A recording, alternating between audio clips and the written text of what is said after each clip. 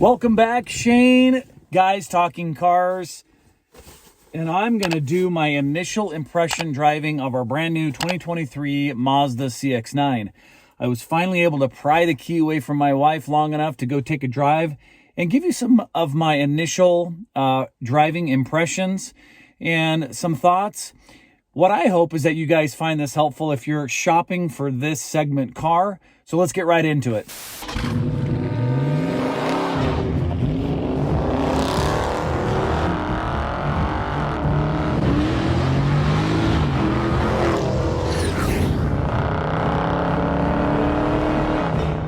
Guys, before we take off, I just want to give you a quick view of, from my view, sort of the first-person view of the interior, because I like, this is where you spend your time looking out, and if you don't enjoy the interior and the layout, then it's a deal breaker for me.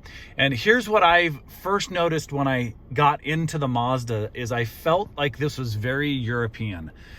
Very upscale. Loved the cluster gauges. On the right, you've got the digital, and then in the middle and the left, you've got the analog, which I love the blend of that. It has a ton of information over here that you can scroll through. There is no heads-up display, which is totally fine, but you can see how great that visibility is across the front.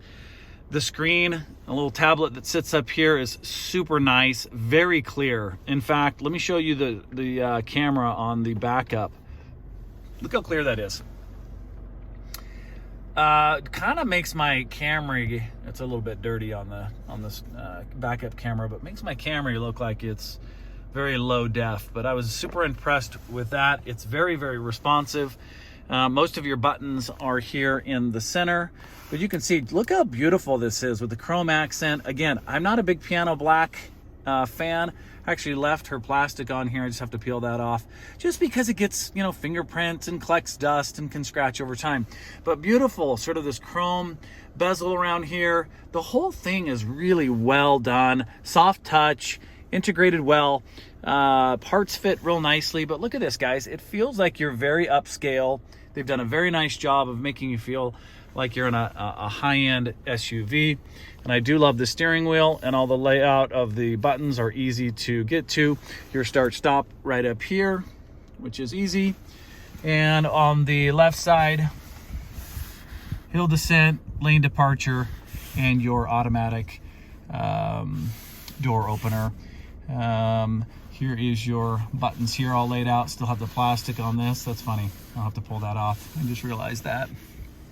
Other than that, what a great place to be. All right, so starting off with the gear shift engages really nicely. It just has a nice solid feel to it. Very nice interior cabin. Close the doors. It's got that sort of European thunk. You know, it feels really good. Doesn't feel cheap. I'm not, there's one slight gripe. The controls, climate controls, sit behind the gear shift. You can kind of see my hand down here. So in order to get to them, you kind of reach around a little bit. This is pretty high level nitpicking. So not exactly the best place for them. You do have to look down a little bit. I think they could have raised that sort of stadium up a little bit, you know, and easier to get to. But other than that, the center controls are super, super nice. It does have a couple of modes. I think it's got an Eco and a Sport. Again, look, if you're buying these vehicles because you think that somehow you're going to be carving up the canyon roads, wrong vehicle. And that's not a knock. It's like this is an SUV. It is a family hauler, and it does it really, really well. So what I noticed, and I'm going to compare this a little bit to the Toyota Highlander, is just how quiet the cabin is. It's very similar to the difference between the Honda Accord and the Toyota Camry. It is miles ahead in terms of insulation, and there's just little to no road noise. You do get a little bit from the larger wheels in this. They're the 20-inch on the Touring Plus. But man, it is super, super nice to drive. Again, no complaints about the visibility. The seats are great. They're heated and cooled. I do wish they had some thigh extenders, but I feel like I sit perfectly in this car. In fact, the first couple of times I drove it, I kind of wanted to just keep driving it. It is that comfortable. And I don't know why I'm not more inclined to get a car of this size, given my size and height. These seem to fit me just absolutely perfectly. And so here we are setting off. And I did get a little bit, I'm gonna wait for these cars to go by. I'm big on two things. Of course, exterior styling is huge for me, but inside it has to be upscale. I have to feel like it is a nice place to be. This checks all the boxes. The second is I'm a big powertrain guy, and I know that they've shifted to these, turbo 4s, and I was a little bit hesitant going with a 4-cylinder in a car of this size, and I will tell you, zero regrets.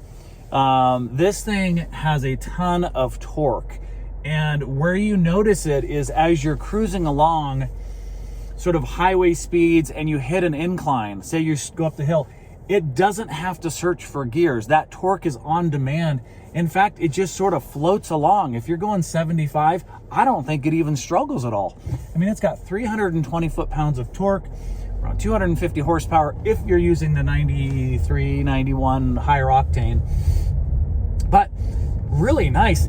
It does have a little bit of that, you can hear that sort of that 4-cylinder sound. You can tell the difference between the naturally aspirated V6 and 4-cylinder, but super quiet. What a beautiful ride. I feel like, I don't know what I was thinking, why I had passed up Mazdas in the past, but we feel like we hit the jackpot on this. And so far, my wife, she's never even looked back. All she does is compliment this car versus her Toyota Highlander.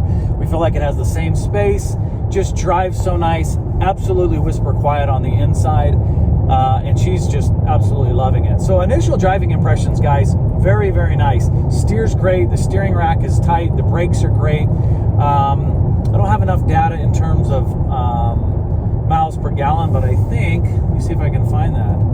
I'm not too familiar with how to get through some of these yet, but I'll give you that in a future review. But so far, if you guys are thinking about the Mazda CX-7s or CX-9 and you're looking in this segment, you must drive this, especially if you've been in a Highlander or you've been in a similar SUV.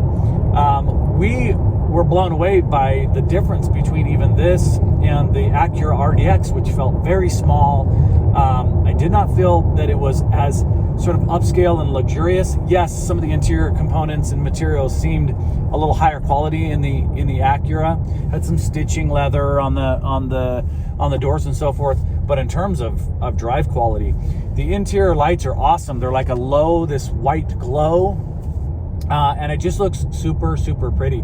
So far, I don't have any real big gripes, and I'm looking forward to a 1-year review where you sort of work through maybe some of those bugs, but I haven't seen any yet. I am surprised though that the sunroof is this small in a segment where they're usually offering the big panoramic sunroofs. I don't use mine even in my Toyota Camry, so this doesn't bother me.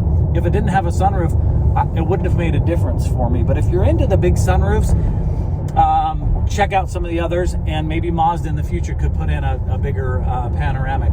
So far, you guys, I'm giving it 2 thumbs up, and I will let you know in a future review if there's anything else, that's on my list of gripes on these or things that they need to change. But otherwise, I appreciate you guys tuning in, and if you have a CX-9 and you've had it for a while, let me know in the comments what the long-term durability, drivability, and reliability is. I'd love to hear from you guys. If you have any advice on little things to look for or little quirks that you've seen. Otherwise, this is Shane, Guys Talking Cars. Before you leave, hit like and subscribe. Until next video, you guys have a great day. Take care.